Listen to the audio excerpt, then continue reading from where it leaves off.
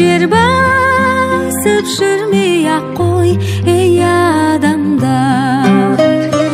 Анамның ақ жаулығы әппақ әппақ, айналдым пейіліңнен қардан әппақ. Анашым ақ батаның арқасында, басымда тұрады әркез бақ қонақта.